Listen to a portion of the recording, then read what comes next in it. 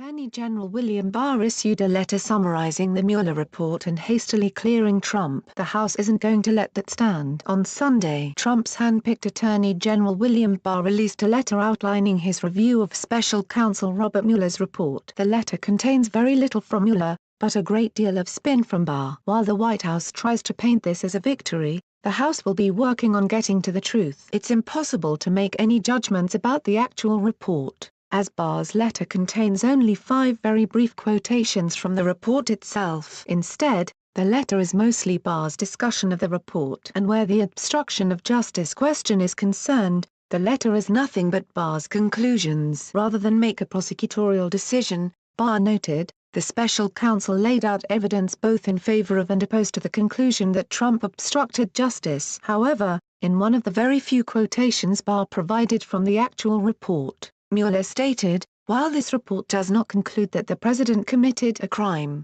it also does not exonerate him. That's a strong statement, but it is one that Barr chose to entirely ignore. William Barr was chosen by Trump precisely because he wrote an unsolicited memo to the DOJ explaining why Trump shouldn't be investigated for obstruction and wrote op-eds saying the DOJ should investigate Hillary Clinton instead. During his confirmation hearing, he freely admitted he might hide the Mueller report from the public. It's therefore no surprise that he took only 2 days to review 22 months of Mueller's work and decide that there was insufficient evidence to conclude Trump committed obstruction. Now that Democrats control the House, Barr's attempt at whitewashing Trump's conduct won't stand. A joint statement from House Judiciary Chair Jerrold Nadler, Permanent Select Committee on Intelligence Chair Adam B. Schiff, and Committee on Oversight and Reform Chair Elijah E. Cummings called Barr out for his hasty decision. It is unacceptable that, after Special Counsel Mueller spent 22 months meticulously uncovering this evidence, Attorney General Barr made a decision not to charge the president in under 48 hours. The Attorney General did so without even interviewing the president. The crime of obstruction requires a finding of corrupt intent, a determination about Trump's mindset when he took certain actions,